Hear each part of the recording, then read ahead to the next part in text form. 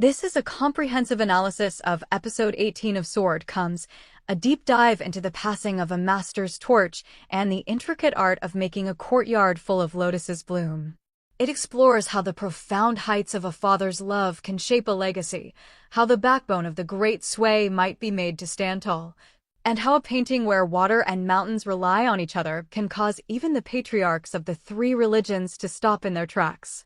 All of these elements converge in this episode, but without further ado, let the sword come quickly.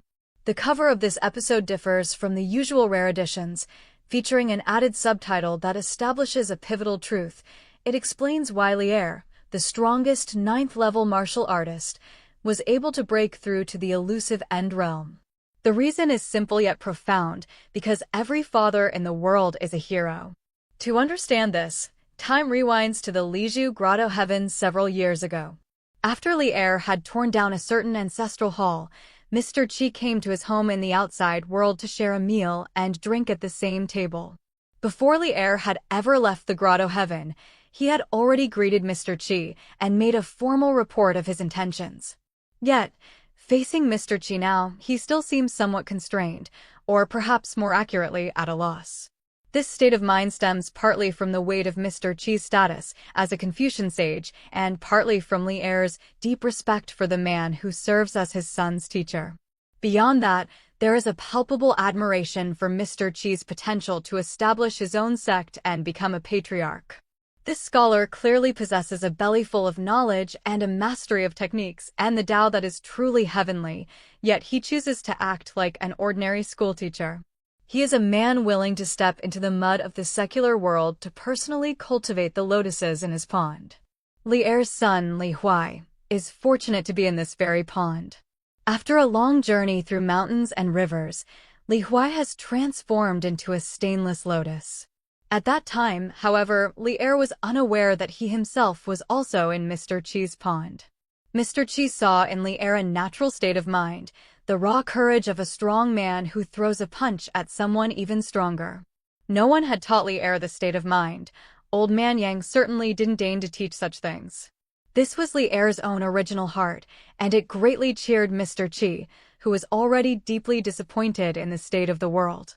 There are always fellow travelers in this world mending the state of affairs and doing what the strong ought to do. Even if these strong ones are very few, they do exist.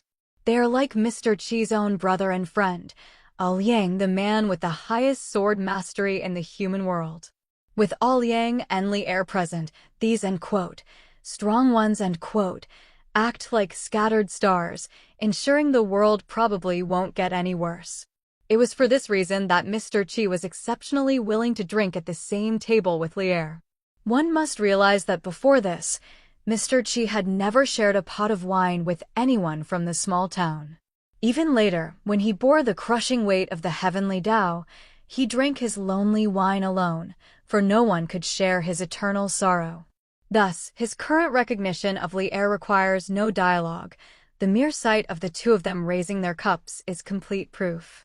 Yet, while Lier was in Mr. Qi's pond and possessed the foundation of a strong man, he did not yet understand the simple truth of profound heights, In that memory, he was still a lotus bud in Mr. Qi's pond that had yet to bloom. The wine isn and oppos, tea good, Lier said tentatively. Mr. Qi, I and oppos, am sorry, it and oppos, s good, Mr. Qi replied with a gentle smile. I used to drink wine like this often when I was young.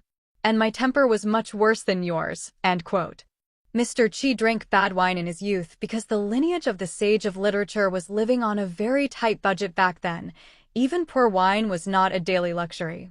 As for the severity of Mr. Qi's temper, one can catch a glimpse of it through his words from the previous episode, if it were me 60 years ago, the first thing I would do after going out would be to trample Mount Jingyang flat, It is worth noting as a side point that Mr. Qi is several decades older than Lier.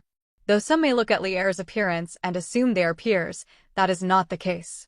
With this age gap in mind, the metaphor of Mr. Qi cultivating lotuses To describe his teaching of Li Er becomes even more fitting. Shifting focus to the Great Sui, the emperor is seen immersed in his studies. The texts before him are clearly visible.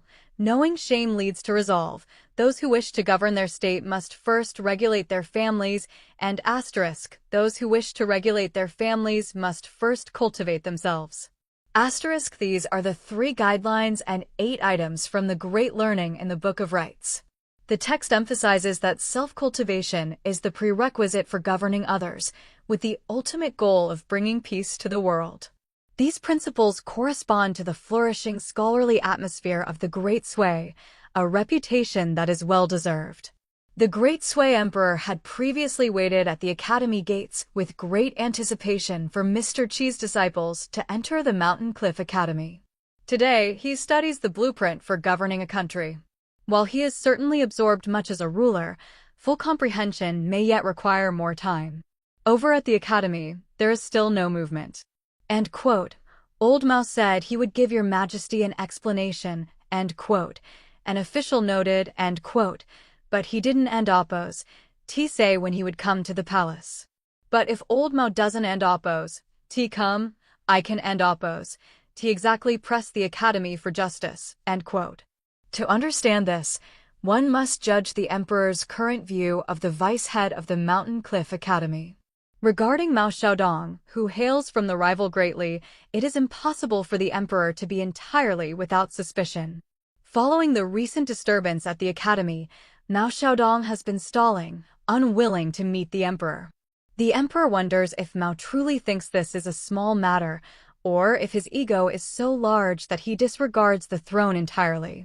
His statement about not pressing for justice can be interpreted as, end quote, I can end oppose, be expected to go to the academy myself to offer an apology, can I, end quote. At this moment, the Great Sui Emperor is like an unbloomed lotus in the pond, having not yet found the true way to govern or the way to coexist with Mao Xiaodong and the academy. In the ensuing plot, he expresses his inner displeasure directly to Mao Xiaodong. End quote, Old Mao, tell me the truth, end quote, the emperor demanded. End quote, were you just waiting for today to make a fool of me? You, Mao Xiaodong, are remarkable, and the Mountain Cliff Academy is even more so. Your egos are bigger than anyone and Oppo's. Where is even a shred of awareness of being an academy and a subject of the Great Sui, end quote. Mao Xiaodong laughed. End quote, haha, to tell you the truth, I didn't end Oppo's. No Li Huai had such a father. Had I known, I would have come to see your majesty much sooner, end quote. The emperor remained skeptical of this explanation. However, for the long-term survival of the nation's scholarly spirit, he chose to discard his personal emotions and rewarded Mao Xiaodong in a fawning manner. End quote, that Li Er was willing to stop where he did this time. Old Mao deserves the greatest credit. I will have the Ministry of Rites bestow honors, end quote. End quote, there is no need, end quote, Mao Xiaodong interrupted. When asked why, he explained, end quote, the way of a gentleman lies in using righteousness to restrain power and using the heart to understand the Tao. Study broadly, inquire searchingly, think carefully, distinguish clearly, and practice earnestly, end quote. Mao Xiaodong's words are a blend of classical allusions. The concept of using righteousness to restrain power and using the heart to understand things comes from Xuanzi's correct discourse and self-cultivation, while the exhortation to study and think carefully comes from the doctrine of the mean. This demonstrates Mao Xiaodong's scholarly foundation and his connection to the teachings of another Confucian sage. In the broader context, Mao Xiaodong was clarifying that the core of the academy is the way of a gentleman. The Academy's code of conduct is the public good, not self-interest or imperial rewards. Their previous hesitation to act, even as they watched the Great Sui nobility make fools of themselves, was not an act of opposition to the state or the imperial family. It was done to uphold gentlemanly righteousness and protect the principles of scholars. It was also to help the emperor see the chaos within the Great Sui's laws and the arrogance of the nobility. End quote. Therefore, end quote, Mao Xiaodong's stance implied, end quote, I and the Mountain Cliff Academy are not factors of instability. On the contrary, we are an incredibly important battle. And quote. He continued, and quote, "My Mountain Cliff Academy will continue to cultivate for the great sway pillars of the nation who adhere to the way of a gentleman, who are learned and thoughtful, who distinguish right from wrong, who are loyal and patriotic, and who uphold etiquette and righteousness. By this, we will strengthen the great sway and Oppo's scholarly lineage and extend its national destiny for centuries. 1,000 years from now, in 10 years, in 100 years, my Mountain Cliff Academy will still be passing on the Tao, teaching and educating, nurturing the true seeds of scholarship for the great sway." End quote. These words allowed the great sway emperor to finally shed his suspicions toward the Mountain Cliff Academy. He also knew. The emperor of Great Sway stood tall, his voice resonating with a gravity that matched the weight of his crown. And quote, "The existence of those who step forward has never been a hidden danger," end quote, he declared, his gaze steady. And quote, "Quite the opposite. They serve to restrain the powerful, rectify the social atmosphere, and safeguard the cultural foundation of the great sway." End quote. He paused, the air around him thickening with the solemnity of his next words. And quote, "On behalf of the great sway and Oppo's future, I offer my thanks to Shania Academy in advance." End quote. With a profound sense of ceremony, the emperor performed a formal bow. Mao Xiaodong accepted this gesture calmly on behalf of Shania Academy. The reason he could remain so composed in the face of the sovereign's bow was exactly as he had stated. At this moment, he did not represent his own person, but the entirety of Shania Academy and the continuation of Mr. Chi's enduring legacy. Even without considering the heights the future students of the academy might reach, Mr. Chi alone was a figure absolutely worthy of a bow from the Emperor of Great Sway. In truth, this scene was not merely about Mao Xiaodong or Shania Academy, allowing the lotus flowers of Great Sway's culture to bloom. Returning to the very source of this grace, it was Mr. Chi who had sacrificed himself for the world, who had planted another seed within the imperial court of Great Li. That seed had been brought to the Great Sway, where it took root, sprouted, budded, and finally blossomed. This seed was known by a singular, sacred name, and quote, "passing the torch," end quote. The depth of this moment was further enriched by the profound scholarly spirit manifested in Mao Xiaodong's words. When he spoke the passage, end quote, "to achieve it is goodness, to hold fast to it is sincerity," end quote, he was drawing from the end quote, Duke Ai asked, end quote, chapter of the Book of Rites. This text, which records the dialogues between Duke Ai of Lu and Confucius regarding the art of governance, served as a perfect parallel to the Great Sway Emperor seeking wisdom from Mao Xiaodong. Other texts manifested in the air, such as, end quote, "understanding is clear and actions are without fault," end quote, from Xuanzi's, end quote, "exhortation to learning," end quote, and, end quote, "in the 3rd month on the day Dingqiu, Duke Yu of Song died," end quote, from the 9th year of Duke Shi in the Wuzhuan. Even the stern warning, end quote, "It is not that I am reckless with virtue, it is your own lack of virtue," end quote, from the, end quote, Pangung, end quote, chapter of the Book of Documents, appeared. These fragments, and many others not listed, served as a testament to Old Man Mao's indomitable academic spirit. The focus then shifted abruptly from the halls of learning to the brutal theater of combat within the Great Sway.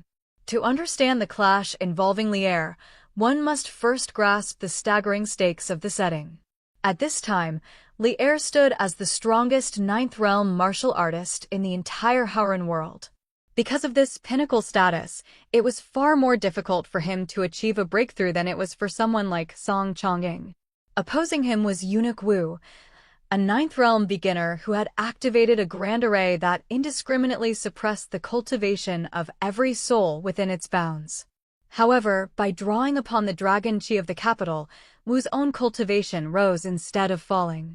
Thus, as the battle entered its mid to late stages, the eunuch utilized his bolstered 9th realm strength to contend with Li'er, whose own cultivation had been forcibly suppressed to the peak of the 8th realm. The sequence began with a lethal opening move, the Eagle Claw, followed immediately by the explosive force of a Wing Chun 1-inch punch. Old Wu followed with a signature eye poke and a treacherous sneak attack with the Eagle Claw. Yet, despite the precision, these moves could not even fracture Li Er's protective chi. Old Wu himself felt the jarring recoil in his right hand, a sensation that was far from pleasant. Entering the second round, Old Wu launched another flying strike. Li Er blocked the blow with his left arm and countered with a heavy right-hand strike. Reacting with the agility of a serpent, Old Wu performed a worm flip maneuver, using a mid-air sidekick to create necessary distance. Knowing that his ninth realm beginner strength could not face Li Er head-on, he summoned clones to overwhelm his opponent with flexibility and variety. Evil Eagle pounces on prey, Iron Wing decapitation, Flying Crown punch, An uppercut was followed by a mid-air punch. Li Er blocked the onslaught, adjusted his stance in the air, and destroyed a clone with a crushing downward kick. Old Wu continued his deceptive tactics, using a feint in the front to lure Li Er while launching a whip kick sneak attack from behind. Li Er ducked the blow. Another Wu appeared in front, charging a strike, but the true killing blow came from the rear golden needle poking eyes move that Li Er narrowly blocked with his hands. The exchange became a blur of motion, a downward claw, an upward claw, another downward claw, and a 12-step spring kick that transitioned into a spinning back kick. This was followed by a flying punch, a side kick, and a sharp elbow strike. Under this relentless chain of techniques, Li Er began to decipher his opponent's attack patterns. After jumping to dodge a clone strike, he charged a right-hand punch. Old Wu reacted quickly, blocking with his arm early, but Li Er's movements suddenly defied the laws of physics. He was no longer there. He had performed a mid-air drift into a side kick. After Old Wu blocked the kick, he attempted his usual tricks once more. But Li Er, having fully grasped his opponent's techniques, finally began to get serious. He unleashed a wrist-hammering counter, a straight right-hand punch, and a predictive step and turn. He followed with an uppercut, a low punch, and a flying mid-air kick. He executed a wrist lock and another wrist-hammering counter. Old Wu attempted a straight punch to the face, incorporating a feint that looked like a right side kick but shifted into a left side kick. Li Er, predicting the change, ducked and followed with a face lock, sending the eunuch into a 360-degree spin throw. When Old Wu hurled a massive coiling dragon pillar at him, Li Er simply shattered the stone pillar and struck the man behind it. Realizing the caliber of the martial artist he faced, Old Wu stopped worrying about conserving the dragon chi for the royals. Using the great Sui clans and his own body as a conduit, he triggered the hidden dragon chi within the palace. He drove the coiling dragon pillar to awaken the past spirits of the great Sui and several flood dragons, supplemented by 3 sacrificial fires. He completed the total suppression of the battlefield through the God-invoking technique. Under these calculations, Li Er's realm was suppressed firmly to the peak of the 8th realm, while Old Wu, through the military school's art, surged from a 9th realm beginner to the 9th realm peak. There was a hidden truth in this display, a major secret hinted at in the annals of history. How could a eunuch, even the chief of the Bureau of Ritual and Ceremony, have the right to command the dragon chi of a nation's imperial family? The answer was hidden in plain sight. Old Wu was likely a member of the imperial family himself, possessing the Gao clan bloodline. His transition to a eunuch likely involved sordid and dark palace secrets. The third round commenced with a side kick, an upward claw, and a downward claw. Old Wu lunged with Black Tiger Steel's heart, followed by a left-hand grapple and a right-hand straight punch. Fists clashed, low strikes were exchanged, and stances collided. An uppercut was met with a fist strike, a wrist slap broke a guard, leading into a cannon punch. Left and right claw sweeps followed, and then the eagle claw wrapped around Li Er's waist, striking his abdomen. A side kick, mount high press, and a necklock followed in rapid succession. Although Li Er fought back, The suppression of the realms meant he was unable to break Old Wu's defense. But as Old Wu taunted him, Li Er's mind when his son had brought over a large leftover chicken leg. How could this big hammer of a man be so unreasonable, bullying Li Er's son like this? His son was so sensible.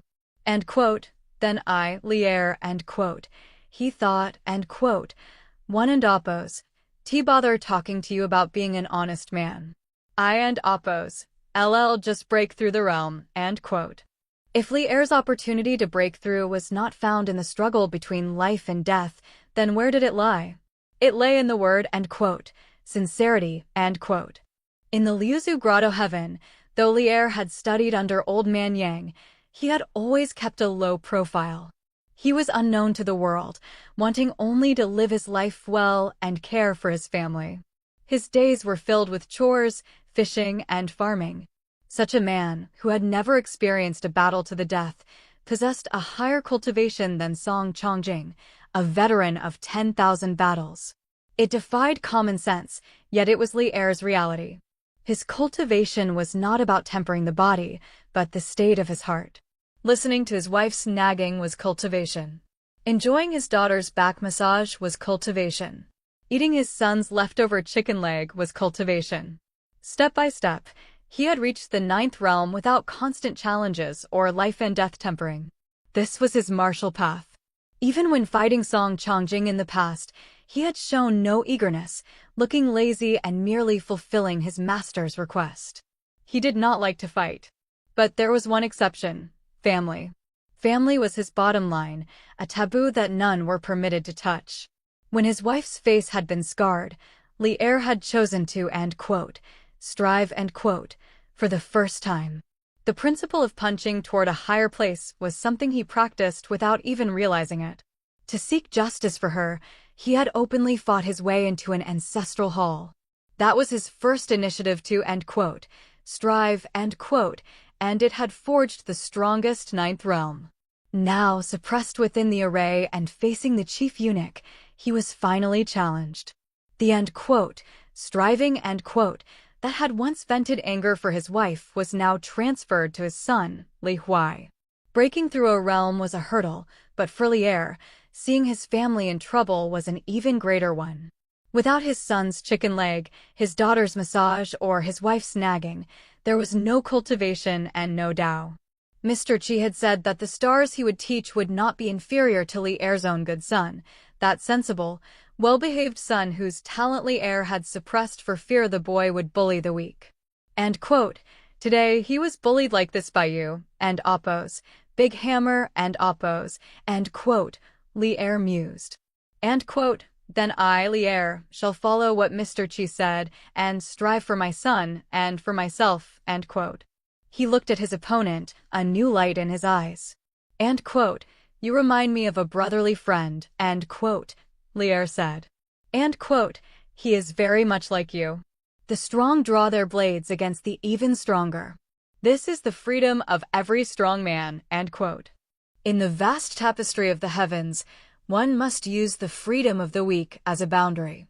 The truly strong find that their opponents are not those beneath them, but rather the invisible rules of heaven and earth and the powerful inertia of worldly forces. All mortals are bound by the iron law of birth, age, illness, and death.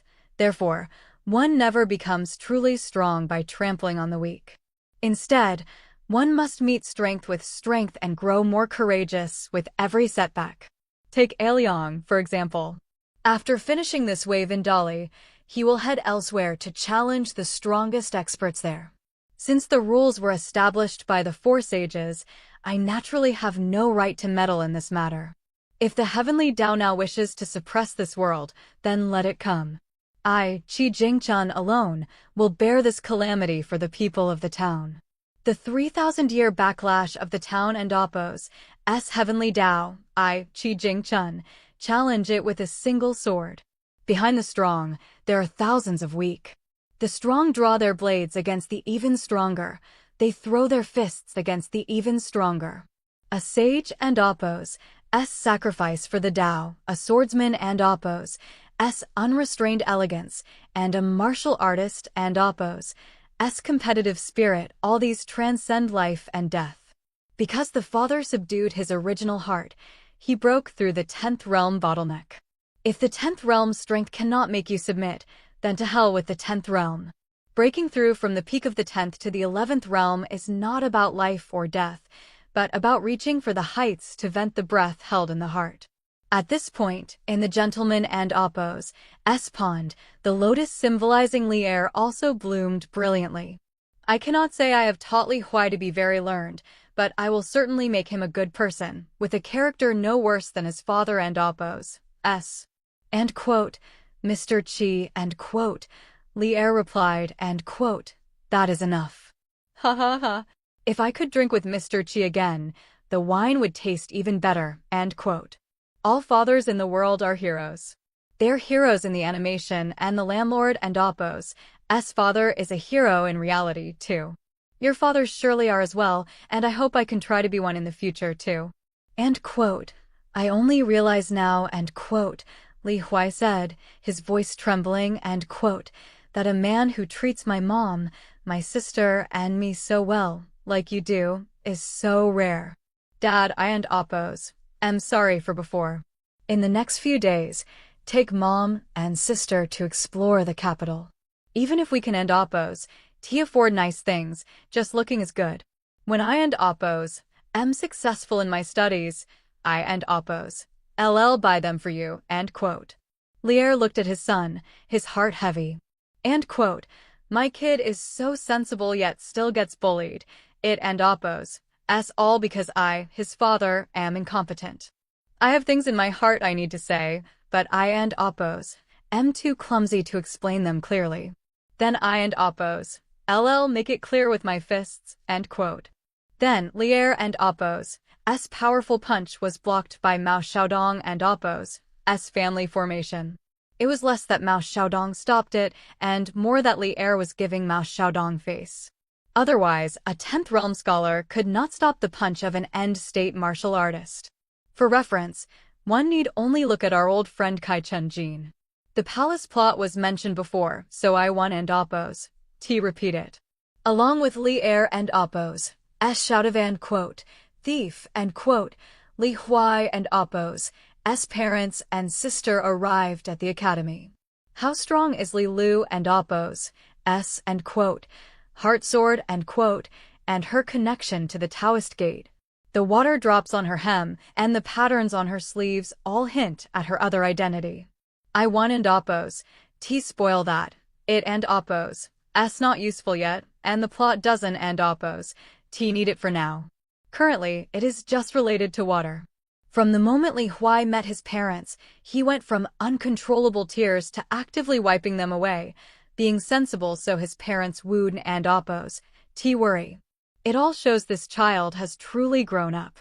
Lin Shui and Appo's peeking as he passed Li Lu, his restraint and lingering look back, and his reluctance, all highlight the deep feelings of this young master. Meanwhile, Li Lu and Appo's throat-slitting gesture to Cui Dongshan was naturally a warning not to plot anything against her brother. Regarding this, the scene where Li Huai and Appo's mother doesn't and Appo's recognized Chen Pingan has caused many to say it is too ridiculous, calling the production team sloppy. But the original novel describes it exactly this way. The Liju Grotto Heaven is small, but it still has 5,000 or 6,000 people. How could everyone possibly know each other? And quote, Mom, I want to buy a box of rouge, and quote, Li Lu requested. And quote, didn't and Appo's we just buy a box last year, and quote, her mother replied. And quote, you and Appo's such a spendthrift, who would dare to marry you in the future, and quote. Dawn and Appo's be fooled by Li Huai and Appo's mother being stingy here, buying rouge only once a year. In truth, towards Li Huai and Li Lu, her complaints are just talk. She really doesn't and Appo's play favorites. Plus, Li Er, who usually dislikes conflict but throws punches without hesitation for his family, gave Li Lu and Appo's heart an anchor of humanity. It is also one of the most important reasons driving her to make a certain choice in the future. And quote, Dad, and quote, Li Huai continued, and quote, I used to be so used to staying at home that I thought people being good to me was just natural. But this perhaps matches what Chen Pingan said earlier, and quote, didn't and oppose. I promise you? As soon as you become a true scholar, he will come to see me, and quote. Looking at it this way, ISN and oppose, Li air and oppose, subsequent breaking of the seal on Li Huai very easy to understand? Back in the town, Li air always worried that Li Huai and Oppo's talent and potential would be noticed by the outside world, and he worried his child would use that talent to bully the weak. That didn't and Oppo's fit his principles. So he followed old man Yang and Oppo's advice and kept suppressing Li Huai and Oppo's potential. But now Li Huai has become a true scholar, distinguishing right from wrong, so Li air no longer has anything to worry about. Thus, as the god opened the mountain and shook the world, the mists on Li Huai and Oppo's great path have been cleared away. Of course, Li Huai becoming who he is now is inseparable from Mr. Qi and Oppo's teachings. But back in the town, his son didn't and Oppo's seem this sensible yet. And he just arrived at the academy, so he couldn't and Oppo's have learned much there yet. The answer must lie on the road, with Chen Pingan, whom his son kept mentioning. So, Li air will certainly accept this favor from little Pingan. He and Oppo's return it with a few punches later, punches thrown on his behalf to show gratitude. On the other side of the camera, Cui Dongshan threw out the end quote, Ke Shui and quote, chapter to lecture the short-sighted Xia. Wait, not short-sighted, but too far-sighted, she and Oppo's already thinking of becoming Cui Dongshan and Oppo's master and Oppo's wife. Some say if Chen Pingan ever finds out, it would be like a life and death challenge. Next is the breakdown of the water map scene. First, where did this water map come from? There are 12 water maps in the world, depicting the 12 great rivers of the 4 worlds. Years ago, the first disciple of the Wind Sage played a match against the Lord of White Emperor City at the Kaiyun altar, resulting in the end quote, 10 games of Kaiyun, and quote, afterward, Brother Zheng gave him this water map scroll. And the one before us is taken from that most favored man in the world, who split the grotto heaven with one sword, the end quote, water from heaven and quote, map, bringing the yellow river from the sky. The animation doesn't and Oppo's state this explicitly, if we have to force a connection, it would be this waterfall. But that and Oppo's a bit of a stretch. So, I think the production team focused the map and Oppo's importance on the philosophies of the 3 teachings. From the text recorded and manifested in the book, and quote, observe water, observe the heart, origins are empty. Life and death follow the law, heaven and earth are natural, and quote. Confucianism and Oppo's and quote, observing water to reflect on the heart, and quote, is recorded in ancient works, like Confucius and Oppo's discussion on water with his disciple Zhigang, and quote, therefore, the gentleman must observe great waters, and quote, Buddhism and Oppo's and quote, dependent origination and emptiness of nature, and quote, needs no explanation, it and Oppo's the core teaching of Mahayana Buddhism, recorded in the Diamond Sutra and Heart Sutra. And quote, life and death follow the law, heaven and earth are natural, and quote, corresponds to the Tao Te Ching and Oppo's and quote, man follows earth, earth follows heaven, heaven follows the Tao, and the Tao follows nature, and quote, as well as Zhuangzi and Oppo's and quote, life comes from death and death comes from life, and quote. Besides these words showing the 3 teachings and Oppo's philosophies, the animation and Oppo's special effects also add touches, like the pottery symbolizing Taoism, the ginkgo for Confucianism, and the lotus pedestal for Buddhism. In short, inside and out, everything shows this water map and Oppo's close connection to the 3 teachings. Then, within the water map, the first teacher in Confucian robes, the Buddha with a cassock and palms pressed together, and the Taoist ancestor riding a green ox with the Tao Te Ching on its horns, the founders of the three teachings all look at one person, Chen with his great path of pure water, . Here we must first mention a few settings. First, the three founders at the great path of pure water, ceremony, have always been harmonious and never argued. This is mentioned in the original novel. And Chen and Oppo's great path of pure water, has a history. The water dragon he got and later gave to Gukan and his contract with Jigue all point to his great path of pure water, . But why does he have this trait? It can only be said to relate to a certain kiln worker and a certain rouge. Iwan and Oppo's. To expand on that here, this foreshadowing will be revealed slowly later. And the three founders. The reason the great powers look upon Chen Ping'an, who remains as clear and translucent as the great Tao itself, is twofold. On one hand, they believe he is indeed special enough. Step by step, he has manifested a certain tangible possibility for the future. On the other hand, it relates to a truth mentioned by old Jiao in previous accounts. 10,000 years ago, the ancient gods took water as their essence and time as their form, creating the fundamental characteristic of the human origin being like water. This trait is vividly manifested within Chen Ping'an. Thus, when the founders of the three teachings gaze at him, they are also observing that bowl of human origin water, . To observe water is to see a gentleman's heart.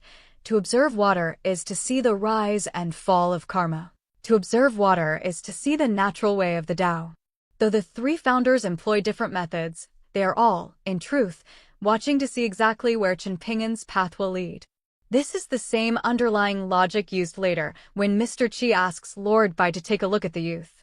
Fellow Taoists, you should now understand why, in the water pavilion, the founders of the three teachings fix their gaze upon Chen Ping'an. If the reason is clear to you, please type understood in the comments. As for why Cui Dongshan bowed immediately upon witnessing the scene, the reason is actually very, very simple. It stems from the line following the gods and Oppo's creation of man, ancient gods took water as their essence and time as their form, .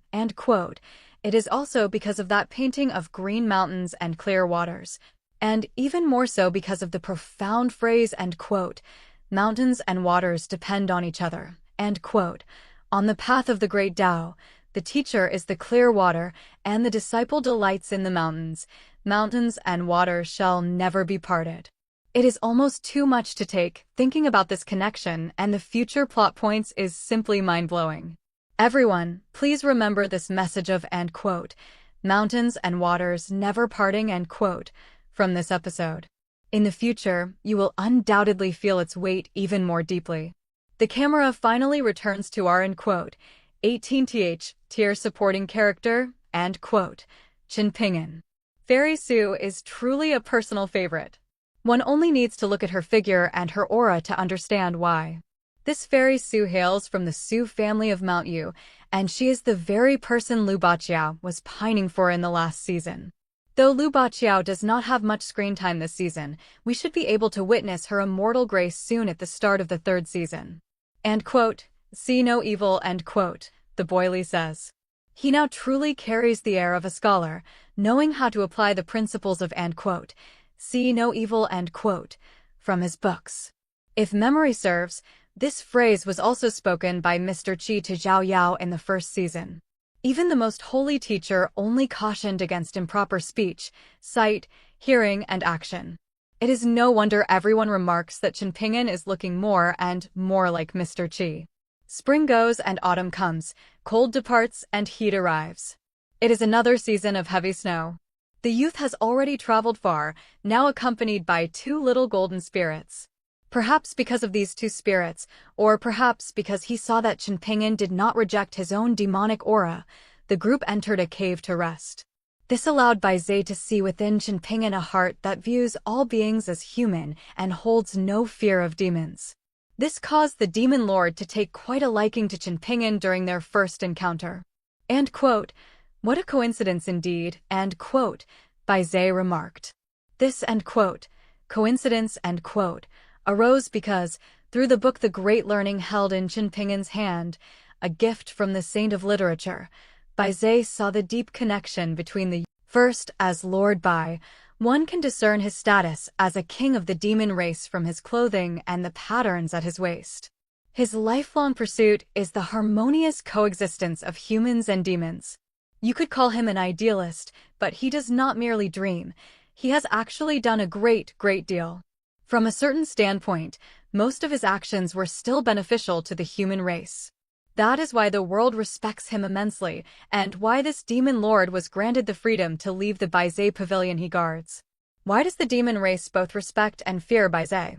Even without the novel, one can learn from real-world legends. According to ancient texts, Baizé is a divine beast that knows all things. The classic of mountains and seas states there is a beast on Mount Dongwang named Baizé that can speak human language and appears only when a virtuous ruler governs. Other records state the Yellow Emperor met Baizé by the sea. The beast understood the nature of all creatures and, because it knew all the world's ghosts and gods, it drew them to show the world.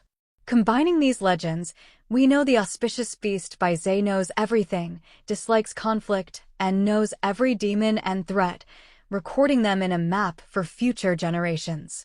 This corresponds to the Baizé in the animation. Just by speaking the true name of the demon on the sea, he caused it to lose a tail, for the true names of all great demons reside in Baizé's heart. Life and death are within his single thought. If you claim you have no true name, it matters not, he will simply give you one. With this in mind, consider Baizé's setting in the novel. He is one of the highest-ranking demon lords in the wild world. His innate ability is to grant true names to demons and passively collect them.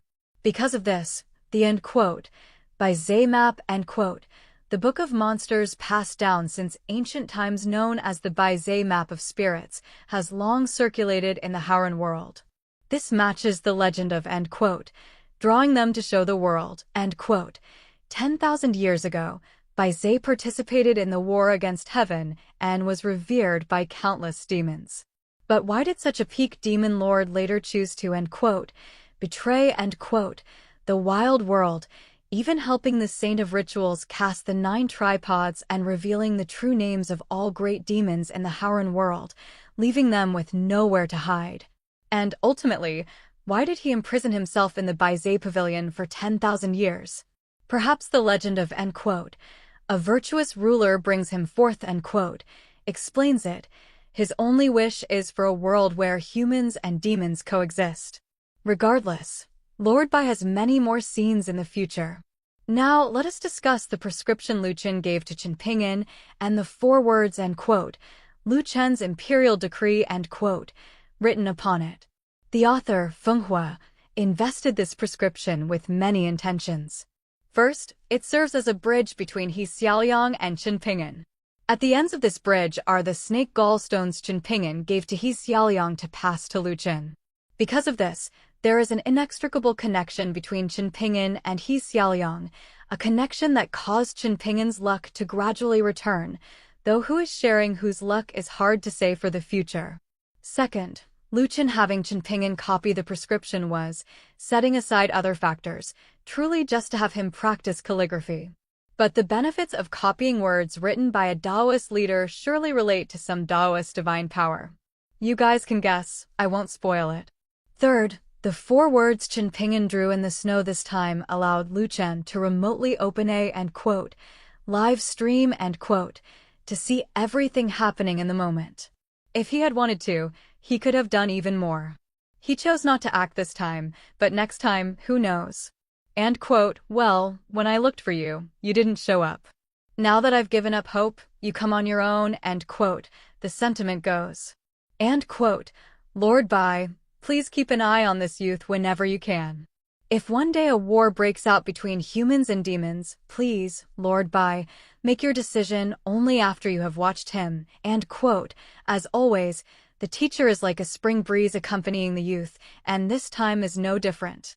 He asked Baizé to watch Chen Ping'an, not to see what he would do in a great war, but to see what he will do in Shujian Lake in the future.